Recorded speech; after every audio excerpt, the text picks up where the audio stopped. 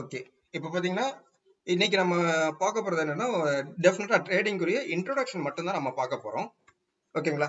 இதுல பாத்தீங்கன்னா உங்களுக்கு ட்ரேடிங் பாத்தீங்கன்னா 2 செக்மெண்ட் இருக்கு. ஒன்னு ஸ்பாட் அல்லது கேஷ் செக்மெண்ட், இன்னொன்னு டெரிவேட்டிவ்ஸ் அல்லது கான்ட்ராக்ட்னு சொல்லுவாங்க. ஓகேங்களா? ஸ்பாட் உங்களுக்கு தெரியும், ஈக்விட்டில அரௌண்ட் 4000 பிளஸ் ஸ்கிரிப்ட்ஸ் மார்க்கெட்ல இருக்கு. என்எஸ்சி பிஎஸ்சி ரெண்டுலயுமே ட்ரேட் பண்ணலாம். என்எஸ்சியை பொறுத்தவரையிலும் உங்களுக்கு இப்ப லேட்டஸ்ட் ஹை டெக்னாலஜி யூஸ் பண்ற எக்ஸ்சேஞ்ச். ஸோ அதுல பாத்தீங்கன்னா கம்மியான கம்பெனிஸ் தான் இருக்கு. பட் ஹை டெக்னாலஜி இருக்கிறனால அதிகமான வால்யூம் என்எஸ்சியில தான் நடந்துட்டு இருக்கும். பிஎஸ்சியை பொறுத்தவரையிலும் Bombay stock exchange one of the world's trading exchange in the world. ஓகேங்களா? வேர்ல்டுலயே தேர்டு எக்ஸ்சேஞ்ச் நம்ம பிஎஸ்சி தான் சொல்லுவாங்க. ஓகேங்களா? அதுல 4000 பிளஸ் கம்பெனிஸ் இருக்கு, மார்க்கெட் ட்ரேடிங் நடந்துட்டு இருக்கு. பட் அதிகமான வால்யூம் நடக்குது அப்படின்னா என்எஸ்சி தான். அதுக்குரிய ரீசன் நான் உங்களுக்கு சொல்றேன் நானு. ஓகேங்களா? அடுத்தது பாத்தீங்கன்னா ஃபீச்சர்ஸ். ஃபீச்சர்ஸ்னு பாத்தீங்கன்னா உங்களுக்கு சாரி டெரிவேட்டிவ்ஸ் அப்படின்னு பாத்தீங்கன்னா ஃபியூச்சர்ஸ் அண்ட் ஆப்ஷன்ஸ் ரெண்டு செக்மெண்ட் இருக்கும். அந்த இதுக்குள்ள சப் கேட்டகரி. சப் ஃபியூச்சர்ஸ்னா என்ன அப்படின்னா கான்ட்ராக்ட். ஆப்ஷன்னா என்ன, அதுவும் கான்ட்ராக்ட் தான். இதுக்கும் அதுக்கு என்ன டிஃபரெண்ட் அப்படின்னா ஸ்பாட் டைரக்டா டிரைவ் பண்றது ஃபியூச்சர்ஸ்.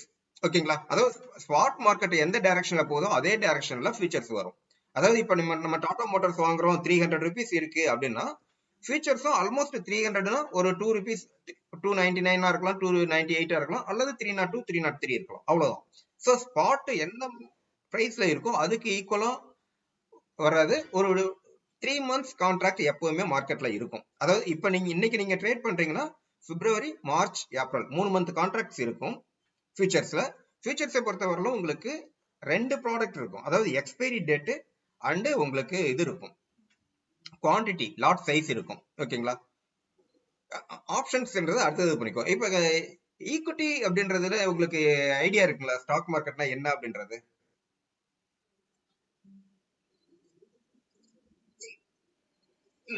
ஆமா. ஓகேங்களா? இன்ட்ராடே அதெல்லாம் நீங்க ட்ரேடிங் மெத்தடு. ஈக்விட்டி அப்படின்னா one of the partner with company. அதுதான் சிம்பிளா நம்ம சொல்லணும்னா. ஓகேங்களா? இன்ட்ராடேன்றது விட்டுருங்க. ஈக்விட்டி ஸ்கிரிப்ட் நம்ம சொல்றோம். இப்ப ஹெச்டிஎஃப்சி பேங்க் ஒரு 100 ஷேர் வாங்குறோம் அப்படின்னா அவன் வச்சிருக்கிற 5000 crores 2000 crores ஷேர்ஸ்ல நம்மளும் ஒரு 5 யூனிட்ஸ் நம்ம வச்சிருக்கோம். அதுதான் அதோட மீனிங். ஓகேங்களா? சோ அவன் 1 கோடி ரூபாய் ப்ராஃபிட் எடுக்கிறான்னா நமக்கு நம்ம எத்தனை குவான்டிட்டி ஷேர் வச்சிருக்கிறோமோ அத்தனை குவான்டிட்டிக்குரிய ப்ராஃபிட் நமக்கு கிடைக்கும். அதாவது 100 கோடி ரூபாய் அவன் ப்ராஃபிட் பண்றான், 100 கோடி ஷேர்ஸ் அவன் டிஸ்ட்ரிபியூட் பண்ணிருக்கான் அப்படின்னா நம்ம கிட்ட 10 குவான்டிட்டி இருக்குன்னா 10 ரூபாய் நமக்கு ப்ராஃபிட் அவன் கொடுப்போம். ஓகேங்களா? So we are the shareholder when we are investing in equity market. ஓகேங்களா? இப்ப டாடா மோட்டார்ஸோ ஹெச்டிஎஃப்சியோ ICICI whatever it is, நீங்க எதுல நீங்க ட்ரேட் பண்ணாலும் ஒன்லி திங் நீங்க ஸ்பாட் அல்லது கேஷ் மார்க்கெட்ல நீங்க இன்வெஸ்ட் பண்றீங்கன்னா 100% பேமெண்ட் டெபாசிட் பண்ணி ஒரு ஸ்கிரிப்ட் நீங்க இன்னைக்கு வாங்குவீங்க. இட்ஸ் ஜஸ்ட் லைக் ரியல் எஸ்டேட்ல ஒரு ஒரு பிளாட் நீங்க பர்மனண்டா வாங்கிக்கிற மாதிரி. ஓகேங்களா? கிரயம் பண்ணி நீங்க வாங்குறீங்கன்னா என்னென்ன நடக்கும்? நார்மலா அந்த இதுக்கு ரிஜிஸ்ட்ரேஷன் காஸ்ட் நம்ம பே பண்ணுவோம். Registration cost almost higher. ஏன்னா நம்ம இது பண்றது 8% நம்ம இது பண்ணுவோம். அதே சமயம் அந்த லேண்டை நம்ம வாங்கும் பொழுது என்னென்ன பார்ப்போம், உங்களுக்கு அந்த இடம் அப்ரூவ்டு இருக்கா, ஸ்ட்ரீட் லைட் இருக்கா, தண்ணி வசதி இருக்கா, ரோடு வசதி இருக்கா, எல்லா இதையும் நம்ம பார்ப்போம்.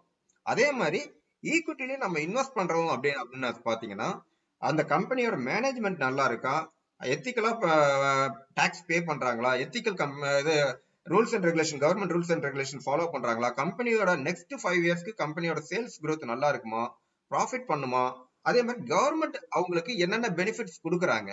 ஸோ இதெல்லாம் பார்த்து தான் நம்ம ஒரு கம்பெனி வாங்கணும். ஓகேங்களா? இப்போ ஆர்பிஐ ரேட் கட் அனௌன்ஸ் பண்றாங்கன்னு வச்சுங்க, ஒரு 25 பிபிஎஸ் ரெடியூஸ் பண்றாங்க அப்படின்னா யாருக்கு லாபமா இருக்கும் யாருக்கு நஷ்டமா இருக்கும் ஒரு கெஸ் பண்ண முடியுமா?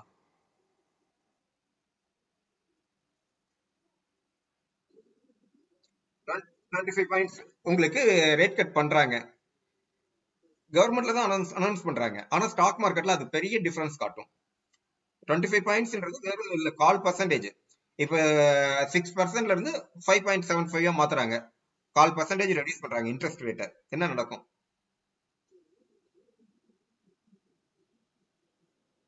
ஓகே. ம். ஓகே. வேற. ஓகே, ஒண்ணும் இல்ல. அதாவது ஏற்கனவே டெப்ட் இருக்கிறவங்களுக்கு அவங்களோட இன்ட்ரெஸ்ட் ரேட் குறையும். அதே இது புதுசா கடன் வாங்குறவனும் அதிகமா வாங்குவான். ஓகேங்களா? ரேட் அதிகமா இருக்கும் பொழுது, ரேட் ஆஃப் இன்ட்ரெஸ்ட் ஹையரா இருக்கும் பொழுது, இப்ப கேக்குதுங்களா? ஹலோ, கேக்குதுங்களா? விட்டு விட்டு கேக்குதா? சரி, ஓகே, நான் என்னன்னு பாக்குறேன் நானு. Okay okay okay. ஒண்ணும் இல்ல, ரேட் ஆஃப் இன்ட்ரெஸ்ட் இன்க்ரீஸ் ஆகும் பொழுது, ரெடியூஸ் ஆகும் பொழுது என்ன நடக்கும்னா,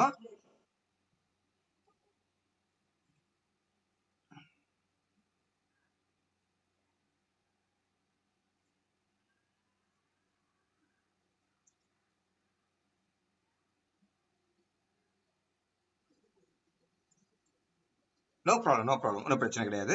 அதாவது இப்ப ரேட் ஆஃப் கட் ரெடியூஸ் பண்றாங்க அப்படின்ற சமயத்துல என்ன ஆகும்னா, பேங்கோட வாரா கடன் குறையும். ஏன்னா இன்ட்ரெஸ்ட் ரேட் குறையும் பொழுது ஏற்கனவே வாங்கினவங்களும் பே பண்ணுவாங்க. அதே மாதிரி புதுசா லோன்ஸ் அதிகமா வாங்குவாங்க. பிசினஸ் பீப்புள்ஸ் அதிகமா லோன் வாங்குவாங்க. ஸோ பிசினஸ் growth இருக்கும். ஸோ பேங்க் சைடு ப்ராஃபிட்டா இருக்கும். ஓகேங்களா? அதே மாதிரி ப்ரொடக்ஷன் மேக்கிங் யாரெல்லாம் கடன் வாங்கியிருக்காங்களோ அவங்களுக்கு இன்ட்ரெஸ்ட் எக்ஸ்பென்ஸ் குறையும். ஸோ அவங்களுக்கு அது பெனிஃபிட்டா இருக்கும். அதே அதே நேரத்துல இந்த பஜாஜ் ஃபைனான்ஸ், முத்தூட் ஃபைனான்ஸ் இவங்களுக்கெல்லாம் அது நெகட்டிவ் பாயிண்ட். ஏன்னா அவங்கள பொறுத்தவரையிலும் அந்த இன்ட்ரெஸ்ட் ரேட் தான் அவனுக்கு ரெவன்யூ. ஓகேங்களா? சோ அவன் 1/4% இன்ட்ரெஸ்ட் ரெடியூஸ் பண்றாங்கன்னா ஆட்டோமேட்டிக்கா அவனுக்கு ரெவன்யூல 1/4% டிப் ஆகும். ஓகேங்களா? சோ இப்போ நீங்க அந்த அனௌன்ஸ்மெண்ட் நடக்கும்போது மார்க்கெட்ல ரியாக்ஷன் நடக்கிறது இதுதான் ரீசன். ஓகேங்களா? யாருக்கு ஃபேவரா இருக்கிறோ அவங்களோட கம்பெனிஸ் சடனா மேல ஏறும். அதே மாதிரி யாருக்கு அகேன்ஸ்டா இருக்கோ அந்த கம்பெனிஸ் மேல கீழே இருக்கும். இது ஒன் ஆஃப் த ஃபேக்டர். அதே மாதிரி பட்ஜெட்ல அனௌன்ஸ் பண்றாங்க, இன்கம் டாக்ஸ் ஸ்லாப் இது பண்றாங்க. இன்கம் டாக்ஸ் ஸ்லாப்ல ஒரு முதல்ல 1,00,000 இருந்து இப்போ 1,50,000 ஏடிசிக்கு மாத்துறாங்க அப்படின்னா, அப்ப அந்த ஏடிசில கவரேஜ் ஆகிற இன்சூரன்ஸ் கம்பெனிஸ் எல்லாம் growth இருக்கும். ஓகேங்களா? அதே மாதிரி டாக்ஸ் ஸ்லாப் 2,50,000 5,00,000 மாத்துறாங்க அல்லது 3,00,000 மாத்துறாங்க அப்படின்னா, அவங்களோட இயர்லி எக்ஸ்பென்ஸ்ல ஒரு 50,000 அதிகமா செலவு பண்றதுக்கு கம்பெனிக்கு லிமிட் கொடுக்குறாங்க. அப்ப என்ன ஆகும்? எஃப்எம்ஜிசி நம்ம அதிகமா செலவு பண்றதுக்கு விரும்பப்படுவோம். ஓகேங்களா? அப்ப எஃப்எம்ஜிசி கம்பெனிஸ், அதே மாதிரி டிவி, எல்இடி டிவி அந்த இதெல்லாம் உங்களுக்கு இதா இருக்கும். கவர்மெண்ட் என்னென்ன டாக்ஸ் அனௌன்ஸ் பண்றாங்களோ அதெல்லாம் உங்களுக்கு இது இருக்கும். இதுதான் கவர்மெண்ட் பாலிசிஸ்க்கு ரிலேட்டடா உங்களுக்கு ஈக்விட்டியில மூவ்மெண்ட் இருக்கும். அதே மாதிரி கம்பெனியோட எத்திக்கல், கம்பெனியோட ப்ராஃபிட் லாஸ் எல்லாமே அவங்க பார்ப்பாங்க. ஓகேங்களா? இதுதான் உங்களுக்கு ஈக்விட்டியை பொறுத்தவரையிலும். ஃபியூச்சர்ஸை பொறுத்தவரையிலும் இதுவே அப்படியே நம்ம ரியல் எஸ்டேட்ல ஃபுல்லா கிரயம் பண்றோம்னு சொன்னோம் இல்லையா? அதே இது ஃபியூச்சர்ஸ்ல பாத்தீங்கன்னா ரியல் எஸ்டேட்ல புரோக்கர்ஸ் என்ன பண்ணுவாங்களோ அதுதான் இங்க நடக்கும். எஸ், நீங்க வாங்கியும் வைக்கலாம், வித்துட்டும் வாங்கலாம். ஓகேங்களா? நீங்க இதை பொறுத்து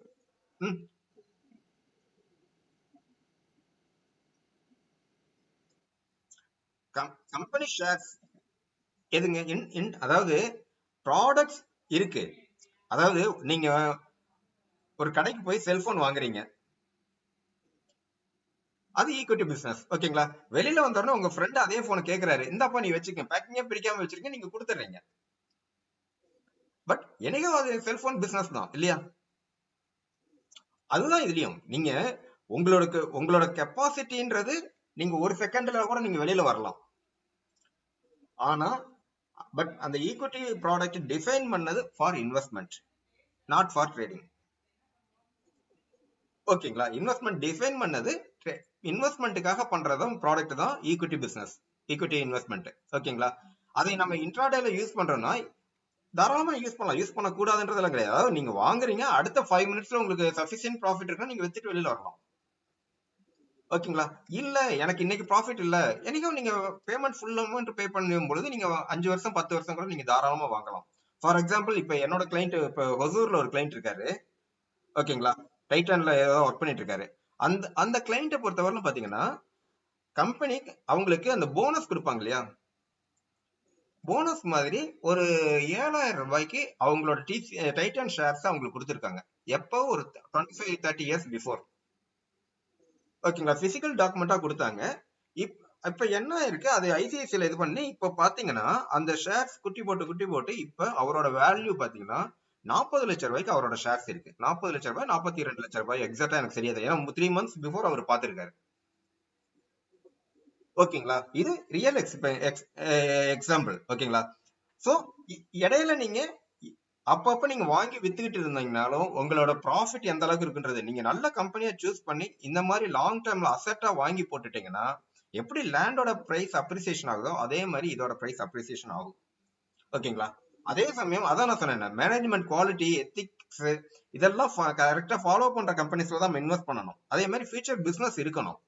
இதே எஸ் பேங்க் பாத்தீங்கன்னா 400 ரூபாய் ஷேர் இப்ப 15 ரூபாய் 20 ரூபாயில இருக்கு. ஓகேங்களா? அவங்க எதனால ஃபால் ஆனாங்கன்னு உங்களுக்கு தெரியும். அந்த அவங்களோட இது பாத்தீங்கன்னா சம் லெண்டிங்ல அவங்களோட இன்டர்னல் எம்ப்ளாயிஸ்க்கும் இன்டர்னல் மேனேஜ்மெண்ட் பீப்புள்ஸ்க்கும் நிறைய லெண்டிங் கொடுத்துருக்காங்க. ஓகேங்களா? அதனால அதனால அதனால அவங்களோட கம்பெனி மேனேஜ்மெண்ட் இதுல அதாகவும் நேம் அடிபட்டு போய் அவங்களால இது கடனும் திருப்பி கட்ட முடியல. அது அப்படியே இதா இருக்கு. ஓகேங்களா? இப்ப லக்ஷ்மி விலாஸ் பேங்க் அதே மாதிரிதான் அவங்களோட அந்த நிர்வாக செலவுகளை அவங்களால சமாளிக்க முடியாம தான் இப்ப டிபிஎஸ்ல இது பண்ணிருக்காங்க, செல் பண்ணிட்டாங்க. சோ நம்ம வாங்குற கம்பெனிஸ் நல்லா இருக்கு, அட்லீஸ்ட் 3 months ஒன்ஸ் நம்ம லேண்ட்ல போய் பாக்குறோம் இல்லையா? அந்த மாதிரி இந்த கம்பெனி இந்த இதுலயும் கம்பெனி பிசினஸ் எப்படி இருக்கு, ஃபண்டமெண்டல் இருக்கு, யார் மேனேஜ்மெண்ட் பண்றாங்க அப்படின்றத நீங்க லாங் டேர்ம்ல 3 months ஒன்ஸ் நம்ம வேலிடேட் பண்ணிக்கணும். ஓகேங்களா? ஏதாவது ஒரு ப்ராப்ளம் இருக்குன்ற சமயத்துல நம்ம வெளியில வந்துடணும். இல்ல ப்ராப்ளம் இல்ல, கம்பெனியோட பிசினஸ் நல்லா இருக்குன்னா லாங் டேர்ம்ல டிராவல் பண்றது பெஸ்ட் ஒண்ணு. ஓகேங்களா? கம்பெனி லாபத்துல வரும்போது நமக்கு என்னென்ன கொடுப்பாங்க அப்படின்னு நீங்க பாத்தீங்கன்னா டிவிடெண்ட் கொடுப்பாங்க, அதே மாதிரி போனஸ் ஷேர்ஸ் கொடுப்பாங்க.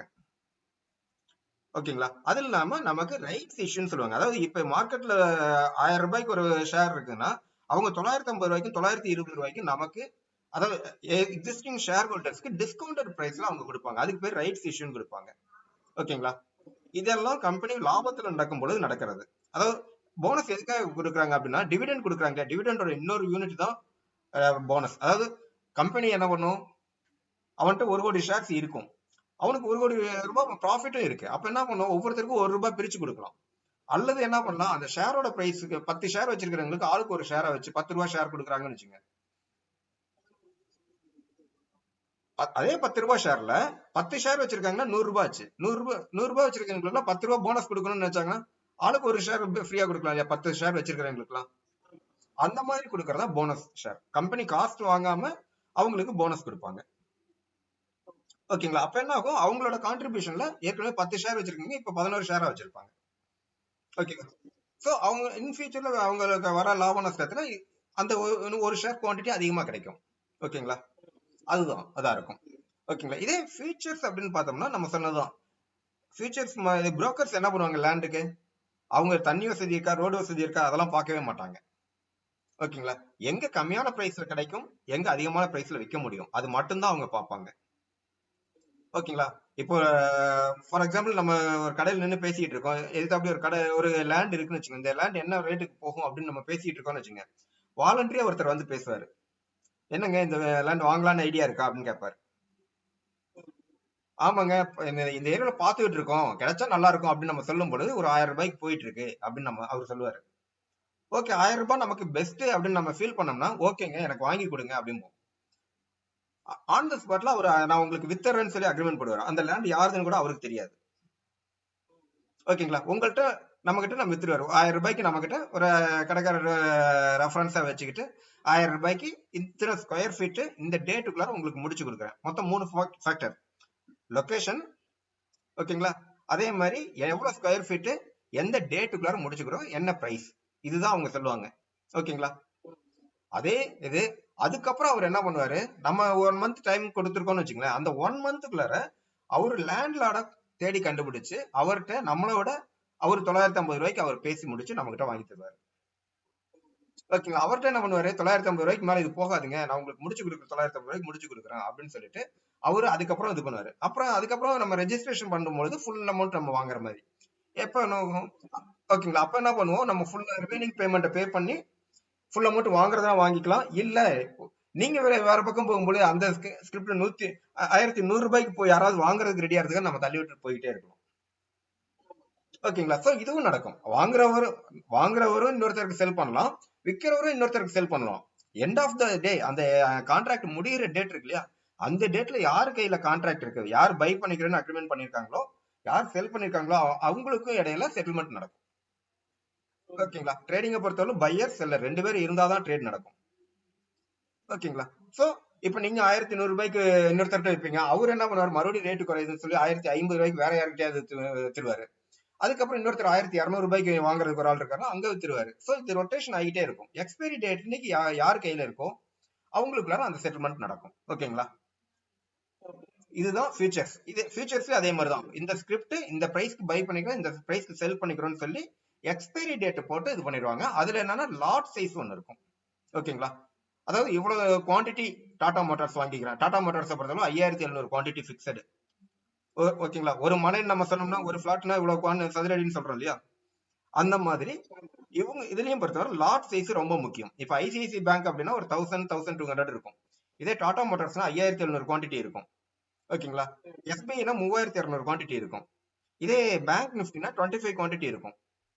டிசிஎஸ்னா 250 குவான்டிட்டி இருக்கும். ஸோ ஒவ்வொரு கம்பெனிக்கும் அவங்க என்ன பண்ணுவாங்கன்னா 5 lakhs to 10 lakhs ரேஞ்சில் அந்த யூனிட்ஸ் இன்ட்டு ஸ்டாக்கோட பிரைஸ்.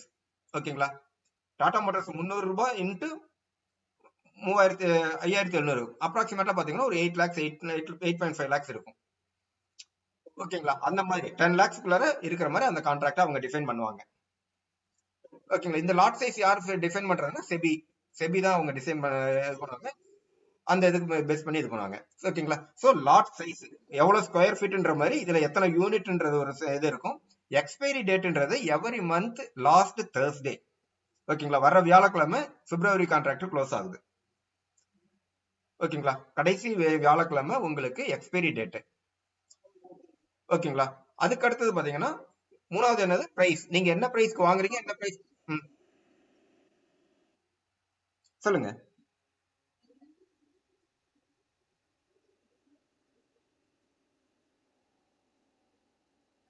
அதாவது பிப்ரவரி கான்ட்ராக்டை நீங்க க்ளோஸ் பண்ணிட்டு மார்ச் கான்ட்ராக்டை நீங்க ஓபன் பண்ணிக்கலாம். நீங்க இன்னைக்கே மார்ச் வரல நீங்க ஹோல்டு பண்றதுக்கு ஐடியா இருக்குதுன்னா மார்ச் கான்ட்ராக்ட் நீங்க இன்னைக்கே வாங்கிக்கலாம். ஓகேங்களா. அதான் சொல்றேன், மார்க்கெட்ல எப்பவுமே 3 மந்த் கான்ட்ராக்ட் ஓப்பன்ல இருக்கும். பிப்ரவரி, மார்ச், ஏப்ரல் 3 மந்த் கான்ட்ராக்ட் ஓப்பன்ல இருக்கும். வியாழக்கிழமை வரலும் பிப்ரவரி கான்ட்ராக்ட் இருக்கும். வெள்ளிக்கிழமை பிப்ரவரி கான்ட்ராக்ட் இருக்காது. அதுக்கு பதிலா என்ன பண்ணுவாங்க, மே மந்த் கான்ட்ராக்ட் ரிலீஸ் பண்ணிடுவாங்க. ஓகேங்களா. சோ கரண்ட் மந்த் சொல்லுங்க சொல்லுங்க.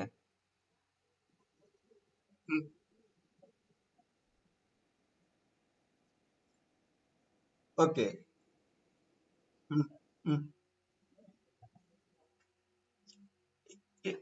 அன்னைக்கு வாங்குறாரு அல்லது இன்னைக்கு வாங்குற போன வாரமே வாங்கியிருக்காரு. அந்த வியாழக்கிழமை ஈவினிங் 3:30 வரலும் க்ளோஸ் பண்ணல. என்ன நடக்கும் அப்படின்னா என்ன ஆகும்னா செட்டில்மெண்ட். நான் சொன்னேன் இல்லையா, நீங்க லேண்ட் வாங்குறீங்க, லேண்டோட அக்ரிமெண்ட் காப்பி உங்க கையில இருக்கு. இந்த ரேட்டுக்கு நீங்க வாங்கிக்கிறேன்னு சொல்லி அக்ரிமெண்ட் உங்க கையில இருக்கு. அதே மாதிரி விக்கிறேன்னு சொல்லி ஒருத்தர்கிட்ட அந்த கையில குவான்டிட்டி இருக்கும். ஓகேவா. சோ இந்த 2 அக்ரிமெண்ட் பேப்பர்ஸும் ஒரு இடத்துல மெர்ஜ் ஆகும். அதாவது நீங்க வாங்கிக்கிறேன்னு சொல்ற குவான்டிட்டி நீங்க வாங்கி ஆகணும். விக்கிறேன்னு சொல்றவரு செல் பண்ணி ஆகணும். செட்டில்மெண்ட் டே.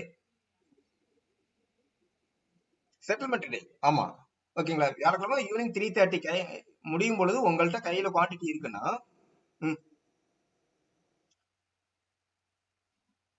எதுங்க. ஹலோ. இல்ல ஸ்கொயர் ஆஃப் ஆகாது. செட்டில்மெண்ட் டே. செட்டில்மெண்ட் டே. செட்டில்மெண்ட் டே மீன்ஸ் இப்போ அதுதாங்க. அதாவது இப்ப நீங்க டாடா மோட்டார்ஸ் ஒரு லாட் நீங்க கையில வச்சிருக்கீங்க, பை பண்ணிருக்கீங்க. ஓகேங்களா. ஒரு லாட் நீங்க 300 ரூபாய்க்கோ 310 ரூபாயோ வாட் எவர் இட் இஸ் 300 ரூபாய்க்கு நீங்க வாங்கிருக்கீங்க. இன்னைக்கு டேட்ல 329. ஓகேவா. மேபி செட்டில்மெண்ட் அன்னைக்கு 320 ரூபாயில முடியுதுன்னு வச்சுக்கோங்க. 20 ரூபா உங்களுக்கு ப்ராஃபிட்ல தான் இருக்கு. ஆனா நீங்க செல் பண்ணல. ஓகேவா. அப்ப என்ன ஆகும், அந்த 5700 இன்ட்டு 320 என்டையர் பேமெண்ட் நம்மள்ட்ட பே பண்ண சொல்லுவாங்க. ஓகேங்களா. So 9 lakhs or 10 lakhs approximately வரும். அந்த பேமெண்ட்டை நம்ம பே பண்ணுவோம். நம்ம டிமேட் அக்கௌண்ட்டுக்கு 5700 குவான்டிட்டி நம்ம டிமேட் அக்கௌண்ட்டுக்கு ஈக்விட்டி ஷேர்ஸ் மூவ் பண்ணிடுவாங்க. அதுதான். அதாவது கான்ட்ராக்ட் க்ளோஸ் மீன்ஸ் அன்னைக்கு டேட்ல பிரைஸ் முன்னாடி எல்லாம் பாத்தீங்கன்னா க்ளோசிங் பிரைஸை வச்சு பேமெண்ட் செட்டில்மெண்ட் பண்ணுவாங்க. இப்ப எல்லாம் பிசிக்கலா குவான்டிட்டி செட்டில்மெண்ட் பண்ணிடுறாங்க. சொல்லுங்க. ம், ம். அதுதான் சொல்றேன். ஆக்சுவலா உங்களுக்கு அந்த அன்னைக்கு ஈவினிங் நீங்க க்ளோஸ் பண்ணும் பொழுது ஃபுல் அமௌண்ட் பே பண்றதா இருந்தா மட்டும் தான் ஆக்சுவலா புரோக்கர்ஸ் என்ன பண்ணுவாங்க, 3 o'clockலாம் உங்களுக்கு கால் பண்ணி வைண்ட் அப் பண்ண சொல்லிடுவாங்க. ஓகேங்களா? நீங்க பே பண்றீங்களா இல்லையா? 2 ஆப்ஷன். பே பண்றீங்கன்னா ஃபுல் அமௌண்ட் நீங்க பே பண்ணி பிசிக்கல் கான்ட்ராக்ட் இது நீங்க டெலிவரிக்கு நீங்க அக்செப்ட் பண்ற மாதிரி ஒரு அக்ரிமெண்ட் ரெடி பண்ணிடுவாங்க. ஓகேவா? இல்ல நான் என்னால ஃபுல் பேமெண்ட் பண்ண முடியாது அப்படின்னு சொன்னாங்கன்னா கரெக்டா 3:15க்கு அவங்க மேனுவலா ஸ்கொயர் ஆஃப் பண்ணிடுவாங்க. ஓகேவா? புரோக்கர்ஸே ஸ்கொயர் ஆஃப் பண்ணிடுவாங்க நீங்க பேமெண்ட் பண்ணலைன்னா. ஓகேங்களா? சோ அது அது பாத்தீங்கன்னா நீங்க டெலிவரி எடுத்திருந்தீங்கன்னா ஒரு 3-4 டேஸ் பிஃபோர்ல இருந்து அந்த ப்ராசஸ் இப்ப எல்லாம் ஸ்டார்ட் பண்ணிடுறாங்க. ஏன்னா நீங்க ஃபுல் அமௌண்ட் பே பண்ணணும் அப்படின்றதுனால செபியே 2 டேஸ் பிஃபோர் பேமெண்ட் கலெக்ட் பண்ண சொல்லிடுது. ஓகேவா? சோ செவ்வாய்க்கிழமையில இருந்து அந்த ப்ராசஸ் பண்ணிடுவாங்க. சோ என்ன பண்ணுவாங்க, செவ்வாய்க்கிழமையில இருந்து கேரி ஃபார்வர்ட் அலோவ் பண்ண மாட்டாங்க புரோக்கர்ஸ். நீங்க ஃபுல் பேமெண்ட் பண்ணாதான் நான் கேரி ஃபார்வர்ட் பண்ணுவேன். இல்லைன்னா நீங்க இன்னைக்கே க்ளோஸ் பண்ணுங்க, இன்னைக்கே க்ளோஸ் பண்ணுங்க முன்னாடியே சொல்லிடுவாங்க. ஓகேவா? அதே மாதிரி லாஸ்ட் டேல இந்த டெலிவரி கான்ட்ராக்ட் ரிலீஸ் பண்ண மாட்டாங்க. நீங்க வேல்யூ பிளஸ் அதாவது இன்ட்ராடே கான்ட்ராக்ட் மட்டும் போடுங்க, டெலிவரி கான்ட்ராக்ட் எடுக்காதீங்கன்னு சொல்லிடுவாங்க. சோ நம்ம நெக்ஸ்ட் மந்த் கான்ட்ராக்ட் எடுத்துக்கலாம். ஓகேங்களா? அதான் நீங்க 3 months கான்ட்ராக்ட் ஓப்பன்ல இருக்கு. சோ பிப்ரவரியை விட்டுட்டு நீங்க தாராளமா மார்ச்ல நீங்க ட்ரேட் பண்ணலாம். ஓகேங்களா? அதனால இதா இருக்கும். ஓகேங்களா? இதை பொறுத்தவரையிலும் ஃபியூச்சர்ஸை பொறுத்தவரையிலும் ஃபியூச்சர்ஸ் அண்ட் ஆப்ஷன்ஸ் ரெண்டுலயுமே பாத்தீங்கன்னா ஈக்விட்டில 110 கம்பெனி ஷேர்ஸ் அவைலபிளா இருக்கு மார்க்கெட்ல இன்னைக்கு டேட்ல. ஓகேங்களா? ஈக்விட்டி கேஷ்ல 4000 பிளஸ் கம்பெனிஸ் இருக்கு. ஈக்விட்டி ஃபியூச்சர்ஸ் அண்ட் ஆப்ஷன்ஸ்ல வெறும் 110 கம்பெனிஸ் மட்டும்தான் இருக்கு. ஓகேங்களா? ஹைலி ட்ரேடட் கம்பெனிஸ் மட்டும்தான் அதுல எலிஜிபிள் எஃப்என்ஓல அலோவ் பண்ணுவாங்க. அதே மாதிரி கமாடிட்டி இதுல பாத்தீங்கன்னா எம்சிஎக்ஸ் எக்ஸ்சேஞ்சில் மட்டும் தான் ட்ரேட் பண்றோம். இது என்எஸ்டி இஎக்ஸ்னு ஒரு இது இருக்கு. அதுல பாத்தீங்கன்னா அக்ரி கமாடிட்டி இருக்கும். மத்தபடி கமாடிட்டிஸ் எல்லாம் 9 கமாடிட்டிஸ் பாத்தீங்கன்னா எம்சிஎக்ஸ்ல மட்டும் தான் ட்ரேட் பண்ண முடியும். ஓகேங்களா? கமாடிட்டினா என்னன்றது இப்போ வருவோம். அதே மாதிரி கரன்சி செக்மெண்ட்டை பொறுத்தவரையிலும் என்எஸ்சில சிடி கரன்சி டெரிவேட்டிவ்ஸ் சொல்லுவாங்க. என்எஸ்சி சிடின்னு சொல்லுவாங்க. அதுல 4 கரன்சினா euro, Great Britain pound, JPY Japan yen, அப்புறம் யூஎஸ் டாலர். இந்த 4 கரன்சி மட்டும்தான் இந்தியால நம்ம ட்ரேட் பண்ண முடியும் நம்ம இந்தியன் எக்ஸ்சேஞ்சில். US dollar, euro, GBP Great Britain pound, JPY Japan. ஆமா, இது 4 தான் நம்ம இந்தியன் எக்ஸ்சேஞ்சில் என்எஸ்சில ட்ரேட் பண்ண முடியும். ஓகேங்களா? இதுல ஏதாவது டவுட் இருக்குங்களா?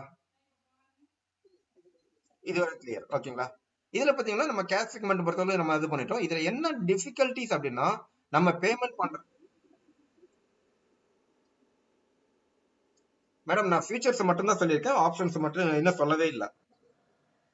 ஆப்ஷன்ஸ் மட்டும் சொல்லவே இல்லை. அது என்ன ரீசன்றது நான் சொல்றேன். ஆப்ஷன் பாத்தீங்கன்னா சாதாரண இன்ட்ரோடக்ஷனே ஒரு நாள் ஃபுல்லா போகும். ஓகேங்களா? அதனால அது நான் கடைசியா நான் ஷார்ட்டா சொல்லி முடிச்சிடுறேன். ஓகேவா? அதுல நோட் பண்ணிக்க கால் புட்டுன்னு 2 ப்ராடக்ட் இருக்கு. இப்ப ஃபியூச்சர்ஸ்னு போனோம்னா ஈக்விட்டி கமாடிட்டி இதெல்லாம் இருக்கும். ஆப்ஷன்ஸ்ல ஒவ்வொரு கம்பெனி இப்ப டாடா மோட்டார்ஸ் கால் பை பண்ணுங்க, டாடா மோட்டார்ஸ் புட் பை பண்ணுங்க அப்படின்னு சொல்லுவோம். ஓகேங்களா?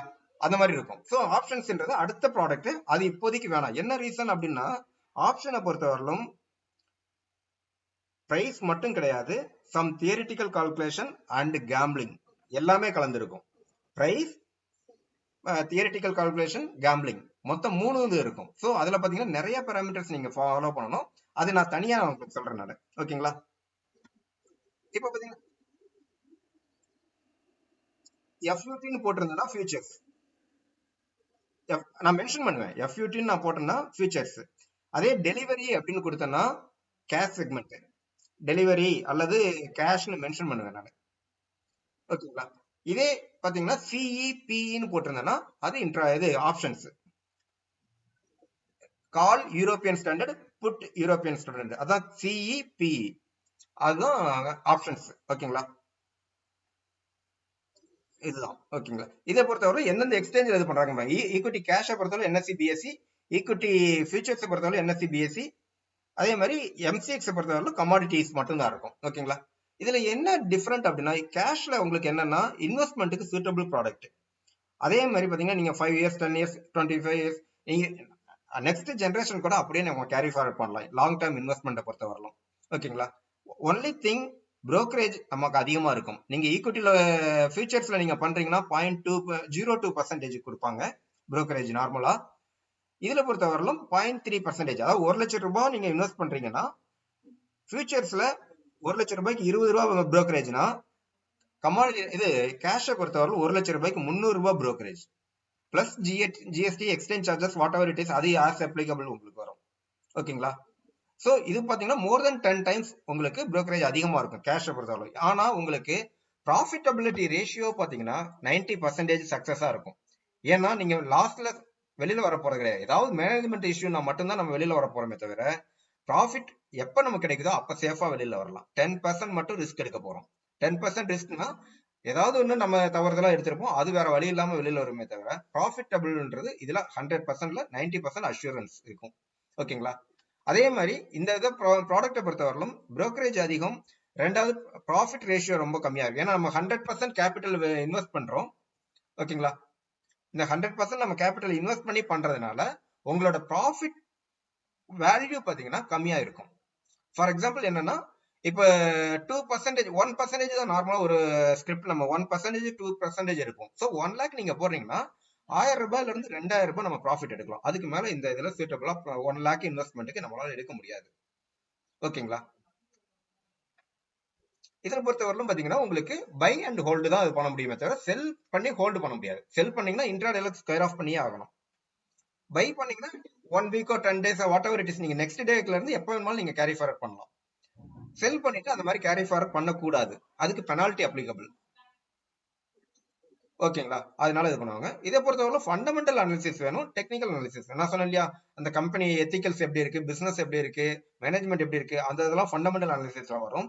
டெக்னிக்கல் அனாலிசிஸ் நீங்க சொன்ன மாதிரி அந்த chart, candle patterns, support resistance இதெல்லாம் பேஸ் பண்ணி வர்றது டெக்னிக்கல் அனாலிசிஸ். இது ரெண்டுமே நமக்கு வேணும்.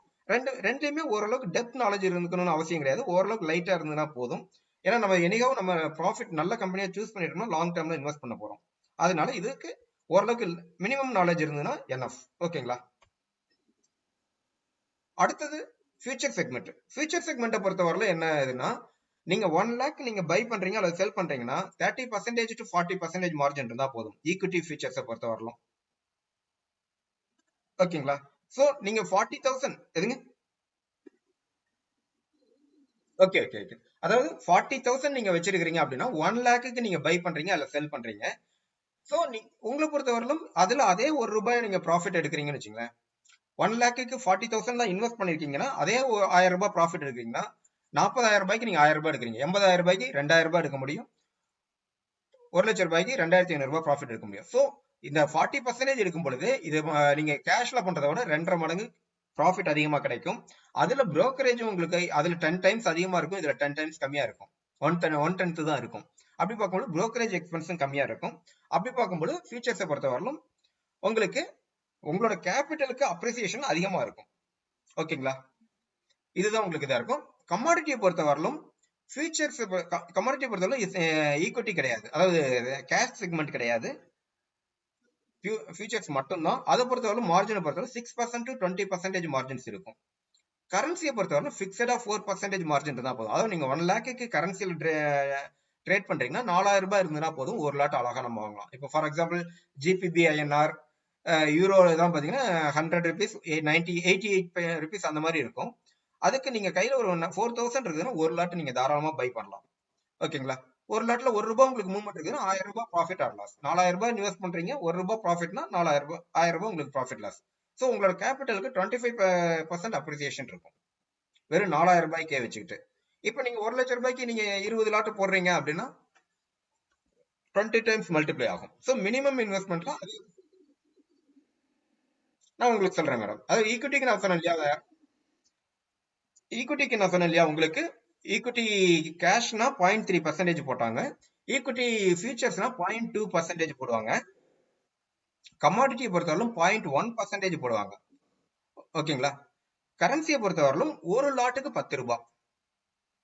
ஏன்னா கரன்சியை பொறுத்தவரையிலும் லாட் சைஸ்ல தான் போடுவாங்க. ஒரு லாட் நீங்க ட்ரேட் பண்றீங்கன்னா அதுல இது லாட் சைஸ் ஃபிக்ஸடா 1000 குவான்டிட்டி. அதே மாதிரி ஃபியூச்சர்ஸ் இது brokerage ஃபிக்ஸடா 10 ருபீஸ் போடுவாங்க. நீங்க உங்களோட புரோக்கர்ஸ்ல மேபி டிஃபரன்ஸ் இருக்கான்றது தெரியல. ஏன்னா 2020 அப்படின்னா நீங்க எத்தனை லாட் போட்டாலும் ஒரு என்ட்ரிக்கு 20 ருபீஸ் நினைக்கிறேன். சோ நீங்க ஒரு 10 லாட் 15 லாட் போட்டீங்கன்னா ஒரு லாட்டுக்கோட பிரைஸ் 2 ரூபாய் 3 ரூபாய் கூட வரலாம். இல்ல இல்ல இல்ல இல்ல செக் பண்ணிக்கங்க.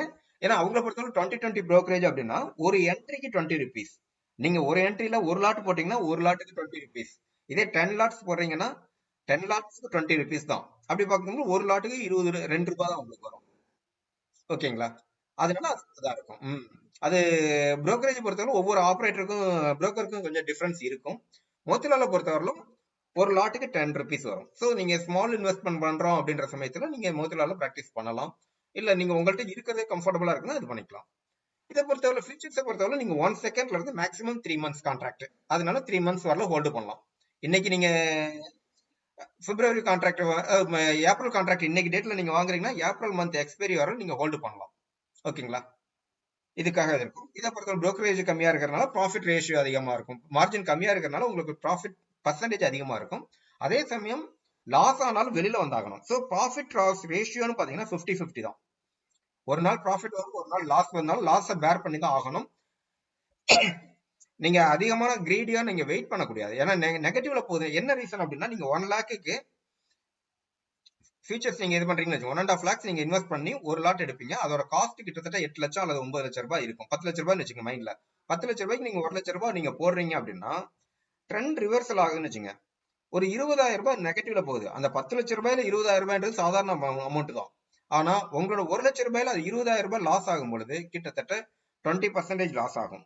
ஸோ அவன் அந்த அளவுக்கு நம்மளால லாஸை பேர் பண்ணக்கூடாது. அப்ப என்ன பண்ணுவோம், ஒரு 5% 5,000 ரூபாய் லாஸ் ஆச்சுன்னா நம்ம கட் பண்ணிட்டு வெளியில வந்துடணும். ஓகேங்களா? நம்ம ஹையர் லாஸை நம்ம இது பண்ணக்கூடாது. இதே நீங்க ஃபுல் அமௌண்ட் போட்டீங்க 10 லட்சம் ரூபாய் போட்டிருக்கும் போது 20,000 ரூபாய் ஃபிளக்சுவேஷன் கேஷுவல். ஆனா நீங்க 1 லட்சம் ரூபாய் போட்டிருக்கும் போது 20,000 ரூபாய்ன்றது 20%. ஓகேங்களா? ஸோ நம்ம மினிமம் லாஸ்ல வெளியில வரணும். அப்படி பார்க்கும்பொழுது நம்ம அடிக்கடி லாஸை புக் பண்ணுவோம், ப்ராஃபிட்டையும் புக் பண்ணுவோம். அப்ப ப்ராஃபிட் புக் பண்றதுக்கு லாஸ் புக் பண்றதுக்கு ஆல்மோஸ்ட் 50-50 ரேஷியோ இருக்கும். டெக்னிக்கல் நாலேஜ் அதிகமா இருக்குதுன்னா ப்ராஃபிட்ல ரேஷியோ அதிகமா இருக்கும். டெக்னிக்கல் அனலைசிஸ் நம்ம கம்மியா இருக்குதுன்னா ப்ராஃபிட் குறையும், லாஸ் ரேஷியோ அதிகமா இருக்கும். ஏன்னா பர்ஃபெக்டா ஸ்டாப் லாஸ் வைக்கல அப்படின்னா ரிப்பீட்டடா உங்களுக்கு ஸ்டாப் லாஸ் அடிப்போம். ஓகேங்களா? ஆமா, அதனால அது ஒண்ணு பாத்துக்குங்க. அதே மாதிரி பிகினர்ஸை பொறுத்தவரை ஃபியூச்சர்ஸ் ஆப்ஷன்ஸை நீங்க அவாய்ட் பண்றது நல்லது. இன்ட்ராடேலயே நீங்க பண்ணாலும் ஃபியூச்சர்ஸ் நீங்க ஒரு 3 to 6 months நீங்க பிராக்டிஸ் பண்ணிட்டு நீங்க பண்ணலாம். ஓகேங்களா? இதுதான் உங்களுக்கு இது வரும். அதுக்கு அடுத்தது அதாவது ஃபியூச்சர்ஸ்னா பாத்தீங்கன்னா ஒரு லாட்னா உங்களுக்கு நம்பர் ஆஃப் யூனிட்ஸ். ஸோ இப்போ ஐசிஐசின்னு எடுத்தீங்கன்னா கிட்டத்தட்ட 1850 குவான்டிட்டி அப்படின்னா ஒரு ரூபாய் மூவ்மெண்ட் ஆகும்போது உங்களுக்கு 1850 உங்களுக்கு ப்ராஃபிட் ஆர் லாஸ் வரும். ஓகேங்களா? அதுல ஒரு 500 ரூபாய் அல்லது 300 ரூபாய் உங்களுக்கு brokerage போச்சுன்னா மீதி இருக்கிற 1500 ரூபாய் உங்களுக்கு ப்ராஃபிட் இருக்கும். ஸோ ஒரு ரூபாய் மூவ்மெண்ட்லயே உங்களுக்கு வந்துடும். இதே நீங்க கேஷ்ல பண்ணீங்கன்னா மினிமம் உங்களுக்கு brokerage இது பண்றதுக்கே ஒரு 3 ரூபாய் உங்களுக்கு தேவைப்படும். ஓகேங்களா? இதை பொறுத்தவரையிலும் ஒரு ரூபாய் மூவ்மெண்ட்லயே உங்களுக்கு சஃபிஷியன்ட் ப்ராஃபிட் இருக்கும். ஸோ ஒரு ரூபாய் ஃபிளக்சுவேஷன்ஸ்ல நம்ம கேஷுவலா வெளியில வந்துடலாம். ஸோ உங்களுக்கு brokerage போக உங்களுக்கு ப்ராஃபிட் இருக்கும். இதே நெகட்டிவ்ல போனாலும் அதே தான். 1800 ரூபாய் ஒரு ரூபாய் இறங்கும் பொழுது 1800 ரூபாய் உங்களுக்கு லாஸ் ஆகும். ஓகேங்களா? ஸோ நம்ம ப்ராஃபிட் லாஸ் அதிகமா இருக்கும். அதே சமயம் டெக்னிக்கலா நான் இங்க நாலேஜபிளா இருக்கும் பொழுது இதுல நல்ல ப்ராஃபிட். அதனாலதான் சொல்றேன் ட்ரேடிங்க்கு ஃபியூச்சர் செக்மெண்ட் சூட்டபிள் ப்ராடக்ட், இன்வெஸ்ட்மெண்ட்டுக்கு cash segment profit suitable product. ஓகேங்களா? அந்த மெயின் எதுக்கு பண்ணிக்க. ஆப்ஷனை பொறுத்த வரலும் பாத்தீங்கன்னா ஆப்ஷன் ஹேஸ் மல்டிபிள் ஆப்ஷன்ஸ். என்ன அப்படின்னா உங்களுக்கு கால் புட் 2 இருக்கு. இதுல பொறுத்த வரலும் கால் மீன்ஸ் என்னன்னா உங்களுக்கு அப் ட்ரெண்ட். இப்ப டாடா மோட்டார்ஸ் 300 ரூபாயில இருக்கு, 320 போகும், 340 போகும், 350 போகும் அப்படின்னு சொல்லி நம்ம எக்ஸ்பெக்ட் பண்ணுவோம் இல்லையா? அதே மாதிரி இன்னொரு டீம் இருப்பாங்க, மார்க்கெட் கீழே இறங்குறதுக்கு பாசிபிலிட்டிஸ் இருக்கு. 300 ரூபாயில இருக்கிறது 290 போகும், 280 போகும், 270 போகும்னு ஒரு டீம் இருப்பாங்க. ஸோ இந்த 2 டீமோட காம்பினேஷன் தான் இருக்கும். அதாவது அப் ட்ரெண்ட் இருக்கும்னு எதிர்பார்க்கிறவங்க கால் ஆப்ஷன்ஸ் இது பண்ணுவாங்க, கால் ஆப்ஷன் சொல்லுவாங்க. மேல ஏறும் நம்ம நினைச்சு பை பண்றோம். இது ஆப்ஷன்ஸை பொறுத்தவரைக்கும் ஃபார் எக்ஸாம்பிள் ஒரு சின்ன ஸ்டோரி சொல்றேன். ஸ்டார்டிங்ல பாத்தீங்கன்னா ஒரு இட்டாலியில மக்காச்சோளம் இது பண்றாங்க இல்லையா, மக்காச்சோளம் கருத இருக்கிறாங்க இல்லையா, அந்த மெஷின்ஸுக்கு ஃபர்ஸ்ட் ஆப்ஷன் இன்ட்ரோடியூஸ் பண்ணாங்க. அவர் நேம் எனக்கு ஞாபகம் இல்ல. அவங்க தான் ஃபர்ஸ்ட் ஆப்ஷன் கான்ட்ராக்ட் என்ன பண்ணாங்க. என்ன இது பண்ணாங்கன்னா, நான் சீசன்ல அந்த கதிர இருக்கிற மிஷினுக்கு பிசினஸே கிடையாது. சோ அந்த மிஷின் பாத்தீங்கன்னா ஓரமா பார்க் பண்ணி வச்சிருப்பாங்க. ஓகேங்களா? ஆனா அவங்களுக்கு காஸ்ட் ஆஃப் லிவிங்னு இருக்கும் இல்லையா, அவங்களுக்கு பணம் தேவைப்படும். அப்ப என்ன பண்ணாரு அந்த பர்சன், அந்த ட்ரேடர் என்ன பண்ணாரு, அந்த கடையில போய் நான் இந்த ட்ரக்ஸ இந்த மந்த்ல நான் இந்த பிரைஸ்க்கு நான் எடுத்துக்கிறேன்னு சொல்லி ஒரு அக்ரிமெண்ட் போட்டாரு.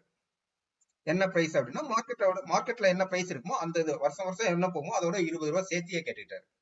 ஓகேங்களா? ஃபார் எக்ஸாம்பிள் 100 ரூபாய்க்கு போகும்னா இவர் 120 ரூபாய்க்கு வாங்கிக்கிறாரு. என்ன அட்வான்ஸ்? 5 ரூபாய் டோக்கன் அட்வான்ஸ் கொடுத்துறாரு ஒரு மிஷினுக்கு.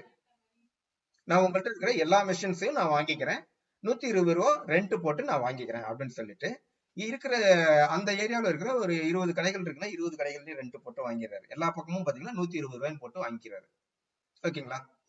6 மந்த்துக்கு பிரீமியம் பே பண்ணிடுறாரு. 6 மந்த்துக்கு 5 ரூபாய் நான் டோக்கன் அட்வான்ஸ் கொடுத்துறேன். சோ அவங்களுக்கு என்ன பண்றாங்க, ஓகே நம்ம நார்மல் போன வருஷம் 100 ரூபாய்க்கு தான் பே பண்ணுவோம், இவர் 120 ரூபாய்க்கு வாங்கிக்கிறேன்னு சொல்லி அக்ரிமெண்ட் போட்டிருக்காரு.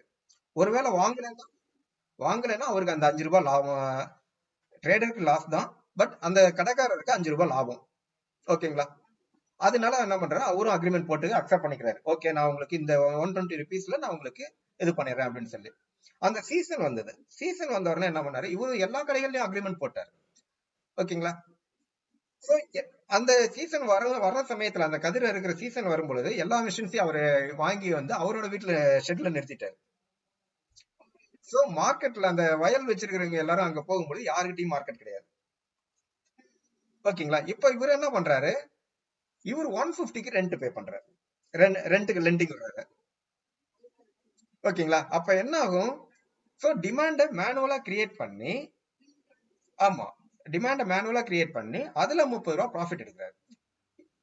ஏன்னா இவர் சொல்றதுதான், ஏன்னா எல்லா கடைகள்லயும் மிஷின்ஸ் கிடையாது. ஓகேங்களா? அப்ப என்ன பண்ணும், இதுதான் ஆப்ஷன் ஸ்ட்ராட்டஜி. பிரைஸ் ஏறும்னு எதிர்பார்த்து முன்னாடியே ஒரு டோக்கன் அட்வான்ஸ் கொடுத்து வாங்கி, அதாவது அதுக்கு டோக்கன் அட்வான்ஸ் நம்மளை பொறுத்தவரை பிரீமியம்னு சொல்லுவோம். ஓகேங்களா? சோ இப்ப டாடா மோட்டார்ஸ் இப்ப 300 ரூபாயில இருக்கு, இந்த எக்ஸ்பைரி டேட் லைக்கு 350 ரூபாய் போகும் அப்படின்னு நான் நினைக்கிறேன். அப்படின்னா என்ன பண்ணுவோம், 350 ரூபாய்க்கு நான் ஒரு பிரீமியம் பே பண்ணிடுறேன். ரொம்ப வேணாம், 320 வச்சுங்களேன். 320 ரூபாய்க்கு நான் 5 ரூபாய் டோக்கன் அட்வான்ஸ் கொடுத்துறேன். சோ குவான்டிட்டி உங்களுக்கு தெரியும், 5700 குவான்டிட்டி. ஓகேங்களா? சோ 5700 இன்ட்டு 5, ஒரு யூனிட்டுக்கு 5 ரூபாய் நான் கொடுத்துறேன். அதுக்கப்புறம் என்ன ஆகும், உங்களுக்கு அந்த 320 ரூபாய்க்கு மேல போற ஒவ்வொரு ரூபாயும் எனக்கு கொடுக்கணும் அப்படின்ற மாதிரி அக்ரிமெண்ட். ஓகேங்களா? நீங்க என்ன பண்ணுவீங்க, 320 போகாதுன்ற சமயத்துல நீங்க ஓகே 320 5 ரூபாய்க்கு நான் வித்துறேன், அந்த பிரீமியம் 320 போகாதுன்றத நீங்க இது பண்றீங்க. சோ கால் பை பண்றேன், நானு பை பண்றேன் மீன்ஸ் டோக்கன் அட்வான்ஸ் நான் பே பண்றேன், நீங்க அந்த டோக்கன் அட்வான்ஸை ரிசீவ் பண்றீங்க, அதாவது பிரீமியம் நீங்க ரிசீவ் பண்றீங்க. சோ உங்களுக்கு பிரைஸ் ஏறலைன்னா அந்த 5 ரூபாய் உங்களுக்கு இன்னைக்கே டேட்ல லாபம். ஓகேங்களா? பிரைஸ் ஏறுச்சுன்னா என்னன்றத 320 ரூபாய் அந்த எக்ஸ்பைரி டேட் அன்னைக்கு 310 ரூபாய் வருதுன்னா நான் உங்கள்கிட்ட வந்து வாங்குவேனா?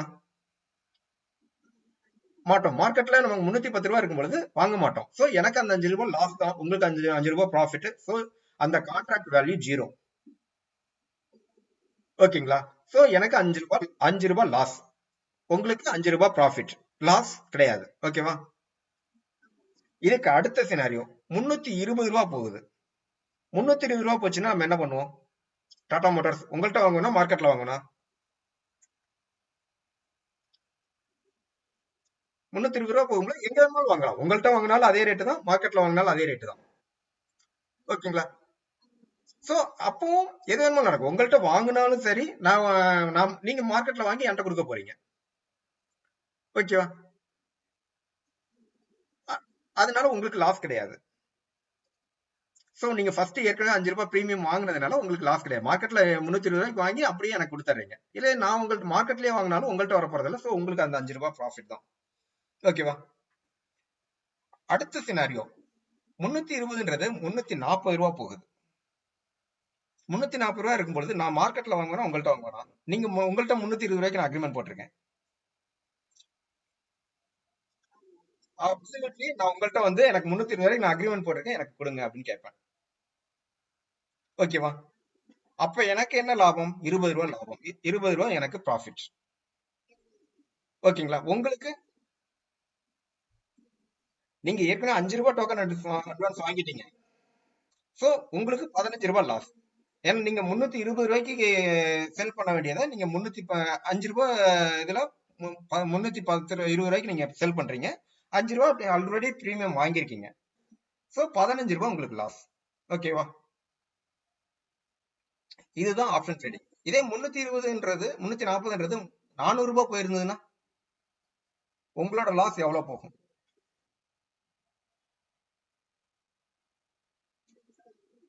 Unlimited loss.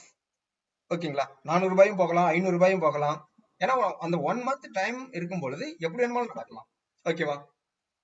சோ ஆப்ஷன்ஸை பொறுத்தவரையிலும் பையருக்கு லிமிடெட் லாஸ், அன்லிமிட்டெட் ப்ராஃபிட். ஆமா, செல்லருக்கு லிமிடெட் ப்ராஃபிட், அன்லிமிட்டெட் லாஸ். ஏன்னா அந்த பிரைஸ் ஜீரோ ஆச்சுன்னா ப்ராஃபிட். ஓகேவா? மேல போகும் பொழுது அது அன்லிமிட்டெட் லாஸ். ஓகேங்களா? சொல்லுங்க.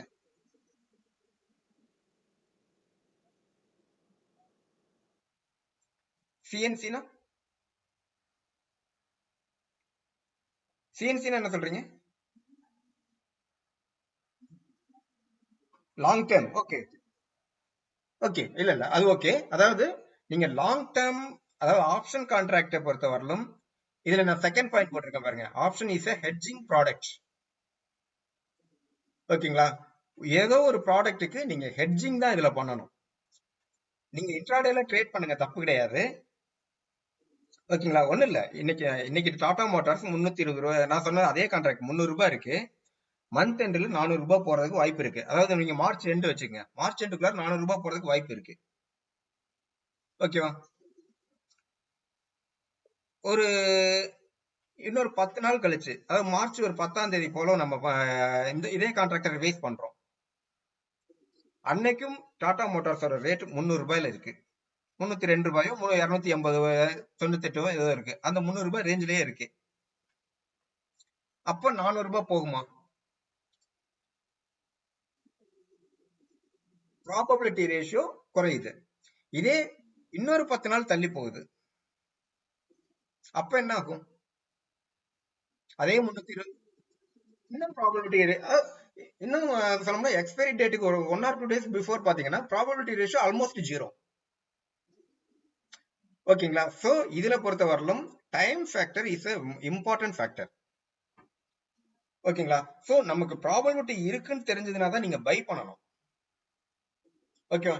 இல்ல எனக்கு இந்த பிரைஸ் போகாதுன்னு நீங்க நினைச்சீங்கன்னா ஆப்ஷன் செல் பண்ணி ஹோல்ட் பண்றது எக்ஸலன்ட் ப்ராடக்ட். ஓகேங்களா? ஹோல்டு பண்ணலாம். நீங்க ஹோல்டு பண்றது தானே சொல்றீங்க, டெலிவரி எடுக்கிறீங்க இல்லையா? இன்வெஸ்ட்மெண்ட் மாதிரி. செல், ஆமா, sell and wait till the expiry.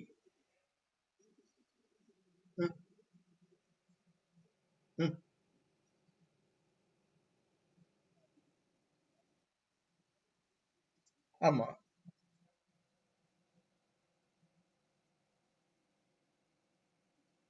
Okay okay.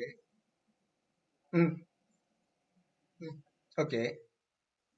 ம். ஆமா. ம். தாராளமா வச்சுக்கலாம்.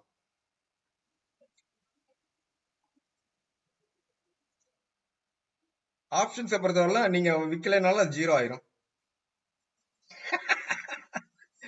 அதாவது ஜீரோவும் ஆகலாம், அன்லிமிட்டட்லயும் போகலாம். உங்களுக்கு இப்ப பேங்க் நிஃப்டின்னு பாத்தீங்கன்னா அந்த பிரைஸ் ரீச் ஆகிற, இப்ப அந்த நிஃப்டி சொன்னீங்களா பேங்க் நிஃப்டி சொன்னீங்களா?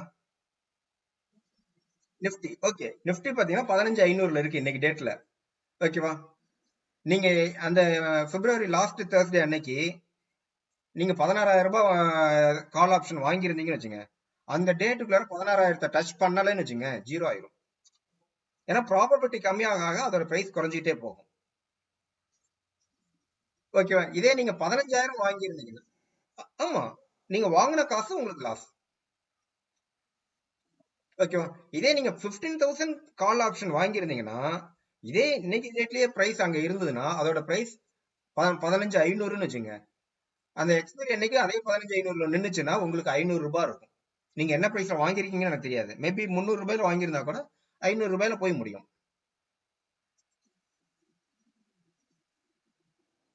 ஓகே, முடிஞ்சதுக்கு அப்புறம் நம்ம டிஸ்கஸ் பண்ணுவோம். ஓகேங்களா? இதே இதே இதுதான் கால் ஆப்ஷனை பொறுத்தவரையிலும். புட் ஆப்ஷன்றது டவுன் ட்ரெண்ட். இப்ப நம்ம 320 340 நம்ம பேசணும். இதே டாடா மோட்டார்ஸ்ல 280 போகும் 270 போகும்னு பெட்டிங் பண்றதா புட் ஆப்ஷன். ஓகேங்களா? இதுதான் கால். ஆமா. ம்.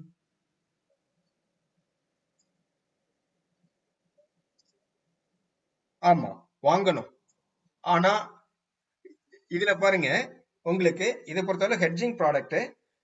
இதுல 4வது பாயிண்ட் போட்டிருக்க பாருங்க, we can earn money in the all the market directions. உங்களுக்கு புல்லிஷா இருந்தா கால் ஆப்ஷன் பை பண்ணி ப்ராஃபிட் பண்ண முடியும். பேரிஷா இருக்குன்னா புட் ஆப்ஷன் பை பண்ணி ப்ராஃபிட் பண்ண முடியும். சைட்வேஸ்னா கால் புட் ரெண்டுமே நீங்க செல் பண்ணி இதுல ப்ராஃபிட் பண்ணலாம். ஆப்ஷன்ல மட்டும்தான் அந்த ஃபெசிலிட்டி இருக்கு. அதான் சொல்றேன், நீங்க கால் ஒண்ணும் இல்ல, call option buy put option buy பண்றீங்க இல்லையா, செல் பண்ணுவீங்க. செல் பண்ணீங்கன்னா உங்களுக்கு சைட்வே மார்க்கெட்ல ரெண்டு பக்கமும் ஜீரோ ஆயிரும். ஓகேங்களா? இப்ப டாடா மோட்டார்ஸ் இன்னைக்கு ரேட்ல 320 இருக்கு, எக்ஸ்பைரி அன்னைக்கு 320 தான் இருக்குன்னு 300 ரூபாய் தான் இருக்குன்னு வச்சுங்க. நீங்க Tata Motors call option market மேலேயும் போகாம கீழேயும் போகாம அதே இடத்துல நிக்கிறது. ஆமா, ஒரு கன்சாலிடேட் ரேஞ்சில ஒரு 100 பாயிண்ட் 120 பாயிண்ட்ல நிப்டி ரேஞ்சஸ் சுத்திட்டு இருக்கு இல்லையா, அதுதான் உங்களுக்கு சைட்வே ட்ரெண்ட். அது உங்களுக்கு சார்ட்ல உங்களுக்கு காட்டுறேன் எது சைட்வே ட்ரெண்ட்ன்றது. ஓகேங்களா? இது பண்ணிக்கோ. ஸோ இது எந்த டைரக்ஷன் வேணுமோ நம்ம இது பண்ணிக்கலாம்.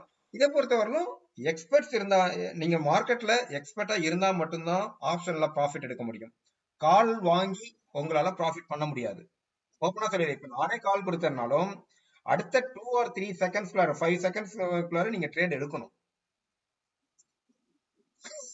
ஓகேங்களா? அந்த அளவுக்கு ரொம்ப ஆக்டிவா இருக்கணும். அதே மாதிரி ப்ராஃபிட் புக்கிங்கும் போதும்னு நினைக்கும் போது சடனா ப்ராஃபிட்டை புக் பண்ணி வெளியில வரணும்.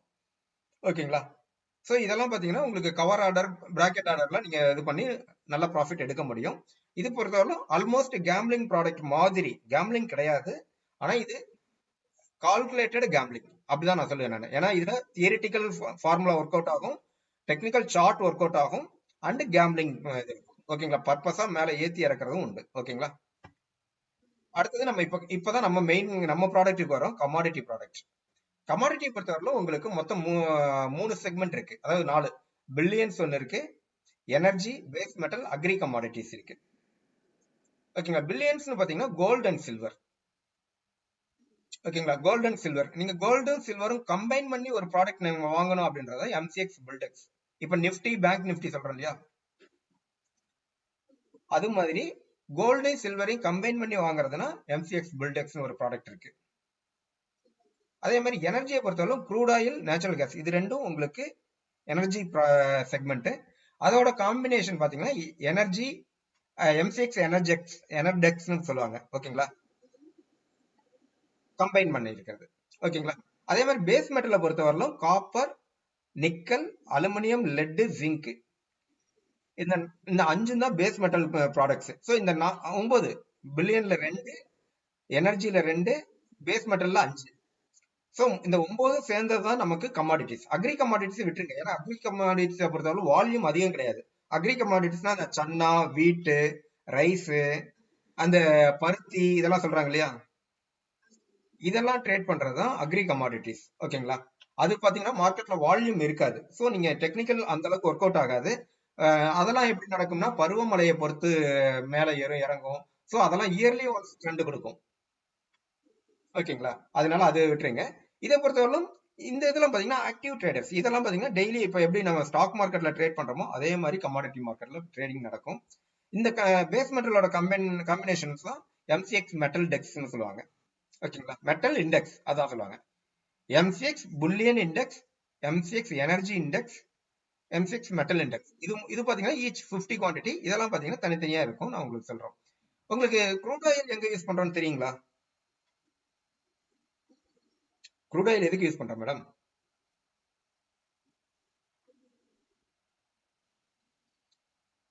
பெட்ரோல், டீசல், கேஸ், இதுதான் நம்ம க்ரூட் ஆயில். சோ உங்களுக்கு ரீஃபைன் பண்ணி நமக்கு சப்ளை பண்றாங்க. So crude oil price movement ஆகுதுன்னா வெஹிக்கிள் இது அதே மாதிரி ஃபேக்டரிஸ் இது எல்லாத்தையும் நம்ம பார்த்தோம்னா உங்களுக்கு தெரிஞ்சிடும். ஓகேங்களா?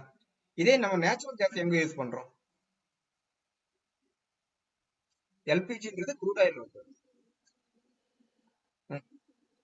பிளான்ட்ஸ்ல நேச்சுரல் கேஸ் யூஸ் பண்றாங்க மேடம்.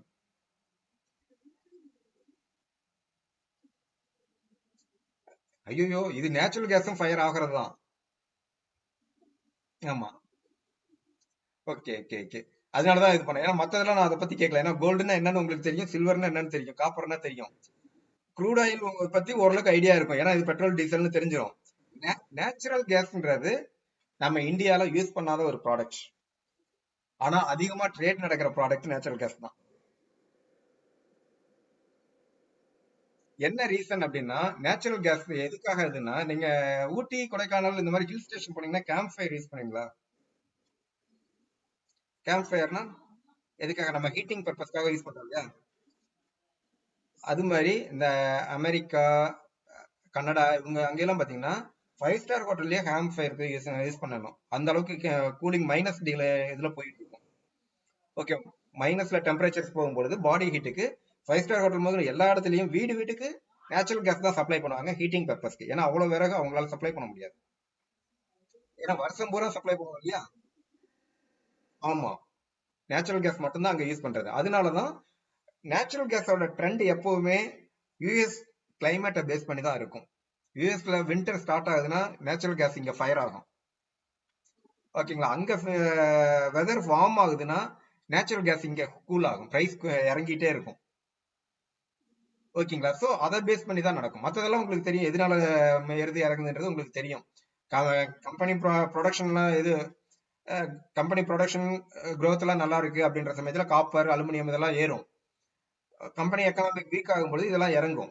கோல்டு பிரைஸ் உங்களுக்கு தெரியும், அதுக்கு நேர் அகைன்ஸ்டா நடக்கும். எக்கனாமிக் நல்லா இருக்குதுன்னா கோல்டு இறங்கும், எக்கனாமிக் வீக்கா இருக்குதுன்னா கோல்டு ஏறும். இதுதான் உங்களுக்கு கான்செப்ட். ஓகேங்களா?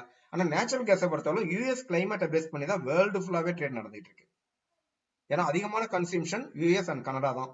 ஓகேங்களா? சோ அங்க என்ன வெதர்ன்றது டெய்லி நம்ம ட்ரேட் பண்ணும்பொழுது அதை வாட்ச் பண்றது நல்லது. அங்க என்ன நியூஸ் வருது, வெதர் ரிப்போர்ட்ஸ் அங்க என்ன நடக்குன்றது நம்ம டெய்லி பார்க்கணும். அதே மாதிரி இதை பொறுத்தவரை இன்னொரு முக்கியமான ஃபேக்டர் என்னன்னா இன்வென்ட்ரி டேட்டா. டெய்லியுமே, அதாவது க்ரூட் ஆயில் பொறுத்தவரை எவரி வீக் புதன்கிழமை வெனஸ்டே ஈவினிங் 8 o'clock அல்லது 9 o'clock ரிலீஸ் பண்ணுவாங்க அமெரிக்கால. ஓகேங்களா? இன்வென்ட்ரி டேட்டா ரிலீஸ் பண்ணுவாங்க. Inventory means stock availability report. Crude oil இவ்வளவு பேரல்ஸ் நம்ம கிட்ட ஸ்டாக் இருக்கு அப்படின்னு டேட்டா ரிலீஸ் பண்ணுவாங்க. அதே மாதிரி நேச்சுரல் கேஸ்க்கு வியாழக்கிழமை ஈவினிங் 8 o'clock அல்லது 9 o'clock பண்ணுவாங்க. பேஸ்ட் ஆன் அங்க என்ன சுச்சுவேஷன் அதுக்கு தகுந்த மாதிரி. இப்ப எல்லாம் 9 o'clock பண்ணிட்டு இருக்காங்க. இன்வென்ட்ரி டேட்டாவுக்கும் நம்ம இந்த பிரைஸ்க்கு என்ன டிஃபரெண்ட் மேடம்? என்ன சம்பந்தம் இருக்கு? இப்ப க்ரூட் ஆயில்ல போன போன வாரம் 1000 பேரல்ஸ் இருக்கு. இந்த வாரம் பாத்தீங்கன்னா 1200 பேரல்ஸ் இருக்குன்னு வச்சுங்க. என்ன நடக்கும்?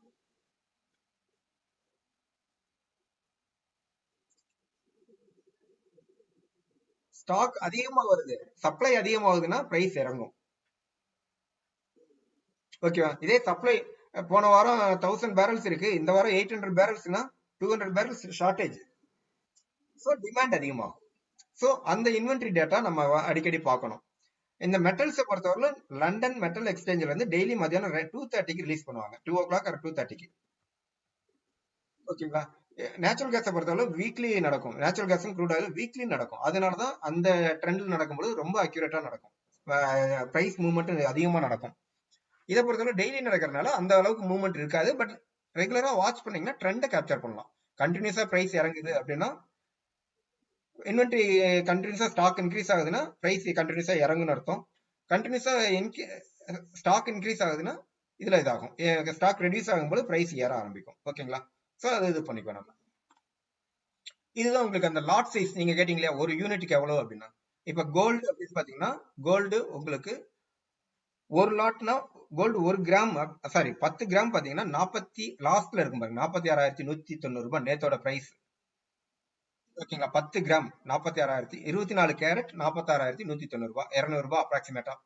அது ஒரு லாட்ல 100 10 கிராம் இருக்கும். அதாவது 1 கேஜி தான் அவங்க சொல்றது. நம்ம என்ன பண்ணுவோம், 100 10 கிராம். அதனால இந்த பிரைஸ் 10 டைம் 100 மல்டிப்ளை ஆகும். ஓகேங்களா? கிட்டத்தட்ட இதுல 100 நீங்க மல்டிப்ளை பண்ணீங்கன்னா எவ்வளவு வரும்? 46,19,000 ரூபாய் அப்ராக்சிமேட்டா அதோட காஸ்ட் வரும். ஒரு கோல்டு நீங்க பை பண்றீங்க அப்படின்னா அதோட ட்ரேடு வேல்யூ 46,19,000 ரூபாய். ஏன்னா 100 மல்டிப்ளை பண்றீங்க. 100 குவான்டிட்டி வாங்கினாதான் ஒரு லாட். ஓகேவா? ஆமா. அப்ப 46 லட்சத்துக்கு இங்க பாருங்க 4,20,000 ரூபாய் இருந்தா போதும். 27,000 ரூபாய் இருந்தா போதும். ஆமா. அப்ப 10 டைம்ஸ் 10% மார்ஜின் இருந்தா உங்களால ட்ரேட் பண்ண முடியும். ஓகேங்களா? இதே கோல்டு மினி அப்படின்னா 10 யூனிட் இன்டு 100 கிராம். ஓகேவா? சரி 10 யூனிட் இன்டு 10 கிராம். ஆமா. அப்ப பார்க்கும்போது 100 கிராம் இதோட இது. அப்ப என்ன பண்ணுவோம், 100 கிராம்னு நம்ம அது பார்ப்போம். ஆனா இதுல பாத்தீங்கன்னா 10 யூனிட் தான் இருக்கும். 42,000 ரூபாய் இருந்தா நீங்க ட்ரேட் பண்ண முடியும். இதுல பாத்தீங்கன்னா 1 ரூபாய் மூவ்மெண்ட் ஆகும்போது 10 ரூபாய் நமக்கு கிடைக்கும். ப்ராஃபிட்டோ லாஸோ. ஓகேங்களா? இதுதான் சில்வரை பொறுத்தவரையிலும் ஒரு ரெகுலர் அப்படின்னா 30 கேஜி, மினினா 5 கேஜி. ஸோ ஒரு 100 ரூபாய் சில்வர்ல மூவ்மெண்ட் கிடைக்குதுன்னா ரெகுலர் வாங்கிறீங்கன்னா 3,000 ரூபாய் உங்களுக்கு ப்ராஃபிட் லாஸ் கிடைக்கும். மினினா 500 rupees ப்ராஃபிட் லாஸ். என்னன்னா ஸ்மால் இன்வெஸ்டர்ஸ்க்கு மினி கரெக்டா இருக்கும், பிக் இன்வெஸ்டர்ஸ்க்கு ரெகுலர் கரெக்டா இருக்கும். ஓகேங்களா? ஸோ இது மார்ஜின் எவ்வளவு இருக்குன்றது உங்களுக்கு போட்டிருக்காங்க. அதுக்கு அடுத்து பாத்தீங்கன்னா crude oil, natural gas. Crude oil பொறுத்தவரை 100 குவான்டிட்டி, நேச்சுரல் கேஸை பொறுத்தவரை 1250 குவான்டிட்டி. ஓகேங்களா? ஸோ இப்போ நம்ம 222 ரூபாய் இருக்குன்னு வச்சுங்களேன். நீங்க பை பண்றீங்க 223 ரூபாய் போச்சுன்னா 1 ரூபாய் ப்ராஃபிட் வந்ததுன்னா இங்க நமக்கு 1,250 ரூபாய் ப்ராஃபிட் ஆர் லாஸ் வரும். ஓகேங்களா? இதுதான் காப்பர் நிக்கலை பொறுத்தவரை 2,500 மீதி இருக்கிற அலுமினியம், லெட், ஜிங்க் எல்லாமே 5,000 குவான்டிட்டி ஃபிக்ஸடா. ஆமா. இது எல்லாமே டெலிவரி, அதாவது அடுத்த நாளுக்கு கேரி ஃபார்வர்ட் பண்ற மார்ஜின். ஓகேங்களா? இன்ட்ராடே மார்ஜின் ஒவ்வொரு புரோக்கரும் வேற வேற மாதிரி. இந்த இது பாத்தீங்கன்னா ஆல்மோஸ்ட் செபியோட ரூல் படி எல்லாரும் ஒரே இந்த மார்ஜின் தான் ஃபிக்ஸ் பண்ணி ஆகணும். ஓகேங்களா? அதே இன்ட்ராடே பண்ணும்பொழுது இதுல என்ன பண்ணுவாங்க, இப்ப மோதிலால் பொறுத்தவரை இன்னைக்கு டேட்ல 4 டைம்ஸ் இதே சில்வர் மினிக்கு 56,000 ரூபாய்க்கு 4 லாட் உங்களால போட முடியும். அப்ராக்சிமேட்டா பாத்தீங்கன்னா 60,000 ரூபாய் இருக்குன்னு 4 லாட் போடலாம்னா ஒரு லாட்டுக்கு 15,000 ரூபாய் இருந்தா போதும் இன்ட்ராடே பண்றதுக்கு. ஓகேங்களா? அன்னைக்கு நைட்டுக்குள்ள நம்ம க்ளோஸ் பண்ணிக்கணும். கேரி ஃபார்வர்ட் பண்ணோம்னா 56,000 ரூபாய் நம்ம டாப் அப் பண்ணிக்கணும். ஓகேங்களா? ஸோ இதே மாதிரி எல்லா மார்ஜினும் அதே மாதிரி தான். இன்ட்ராடே பண்ணும்போது 4 டைம்ஸ் உங்களுக்கு எக்ஸ்போஷர்ஸ் இருக்கும். இதே நீங்க உங்களோட புரோக்கர்ல எந்த அளவுக்கு எக்ஸ்போஷர் கொடுக்குறாங்கன்றது நீங்க கேட்டுக்குங்க. ஓகேங்களா? அது ஏன்னா ஜீரோதா பத்தி எனக்கு ஒரு ஐடியா இல்ல. இது M6 பில்டெக்ஸ், M6 மெட்டல் டெக்ஸ் பொறுத்தவரையிலும் லாட் சைஸ் 50. ஓகேங்களா? ஸோ அதுக்கு நமக்கு பாத்தீங்கன்னா ஒரு 15,000 ரூபாய் இருந்தா போதும், இன்ட்ராடே நம்ம தாராளமா பண்ணலாம். இது ரெண்டும் பண்றது. இதுல பாத்தீங்கன்னா ஏன் உங்களுக்கு மார்ஜின் டிஃபரன்ஸ், உங்களுக்கு ஃபியூச்சர்ஸ் ஈக்விட்டி சொன்னோம் இல்லையா, ஈக்விட்டி ஃபியூச்சர்ஸ் நம்ம 40% நடக்கும். இங்க சொல்லியிருக்கேன் இல்லையா, 30 to 40% வேணும் அப்படின்னு சொல்றோம் இல்லையா. அதே கமாடிட்டியை பொறுத்தவரையிலும் 12%, 10% இருந்தா போதும் அப்ராக்சிமேட்டா. என்ன ரீசன்னா உங்களுக்கு இந்த இதுல டெய்லி பிரைஸோட ஹை லோ டிஃபரன்ஸ் பாத்தீங்கன்னா லிமிட்டடா இருக்கும். இப்ப ஈக்விட்டியை பொறுத்தவரை ஒரு நாளைக்கு 10 இருந்து 20% மூவ்மெண்ட் கொடுக்கும்.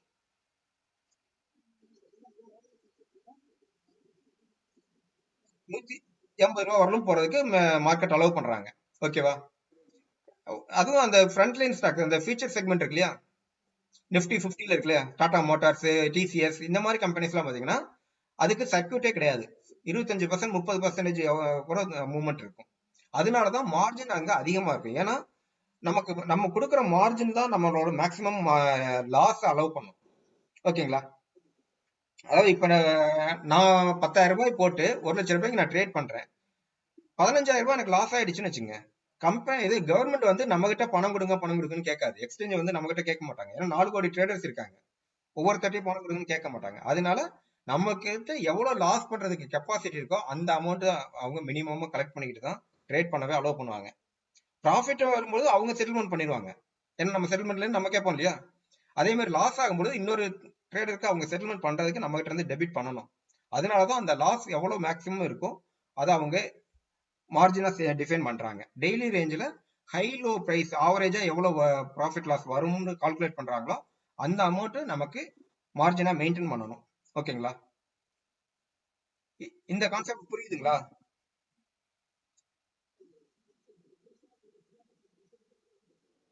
ஆமா. கமாடிட்டி பொறுத்தவரை 3 to 6% லிமிட். கரன்சியை பொறுத்தவரை நீங்க ஒண்ணும் இல்லைங்க. யூஎஸ் டாலர் என்ன ரேட் இருக்கும் அப்ராக்சிமேட்டா சொல்லுங்க. ஒரு போன வருஷம் அது இந்த 2 வருஷத்துக்கு முன்னாடி. ஓகேங்களா? ஒரு வருஷமா கிட்டத்தட்ட நீங்க ஒரு 6 மாசம் ஒரு வருஷமே பாத்தீங்கன்னா அதே 70ல இருந்து 75 தான் இருக்கும். ஓகேங்களா? சோ ஒரு வருஷத்துக்கே அந்த 5 ரூபாய் மூவ்மெண்டே பெரிய விஷயம். அப்ப டெய்லி ரேஞ்சுன்னு பாத்தீங்கன்னா ஒரு ரூபாய்க்குள்ள தான் மூவ்மெண்டே இருக்கும். ஓகேங்களா? சோ அதுதான் அதுல அதோட மேக்ஸிமம் மூவ்மெண்டே பாத்தீங்கன்னா ரூபாய் மூவ்மெண்ட் தான். அதுக்கு மேல மூவ் ஆகாது. என்னைக்காவது ஒரு நாள் ரூபாய் 20 பைசா 30 பைசா மூவ்மெண்ட் இருக்கும். ஓகேங்களா? சோ ரொம்ப மைனூட்டா அதுல மூவ்மெண்ட் இருக்கும். அதனாலதான் நமக்கு அதுல ரிஸ்க் கம்மி, ப்ராஃபிட்டும் கம்மி. அதான் சொல்றேன், நம்ம ரோட்ல நடந்து போறோம்னா சேஃபா போறோம்னு அர்த்தம். ஆனா டெஸ்டினேஷனை ரீச் ஆகிறதுக்கு ரொம்ப டைம் எடுக்கும். அதே மாதிரிதான் கரன்சியை பொறுத்தவரையிலும் minimum investment, minimum profit. But ஆமா, இது மினிமம் ப்ராஃபிட். அதனால பாத்தீங்கன்னா நீங்க ஒரு லாட் நீங்க பை பண்றீங்கன்னு வச்சுங்க, 100 ரூபாய் தான் டெய்லி ப்ராஃபிட் லாஸ் எடுக்க முடியும்.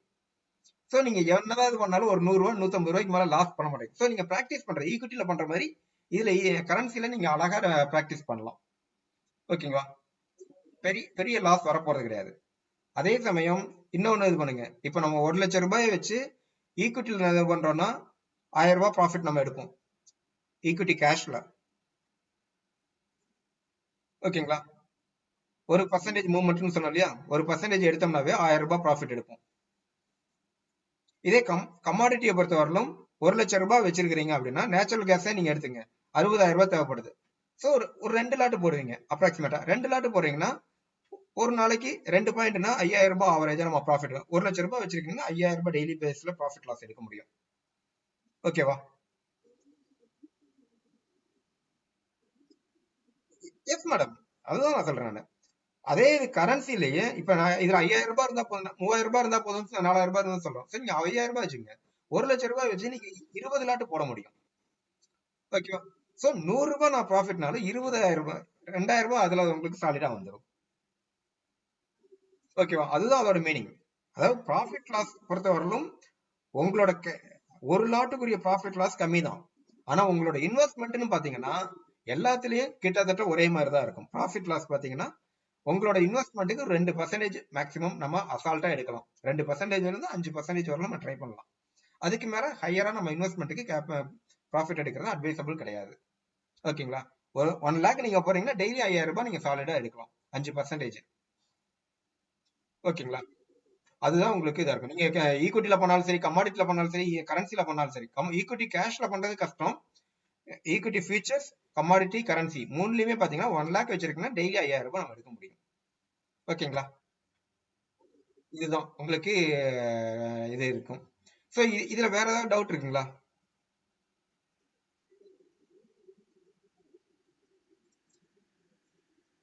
அது ஓகே. ஓகே, புரிஞ்ச. Yes madam.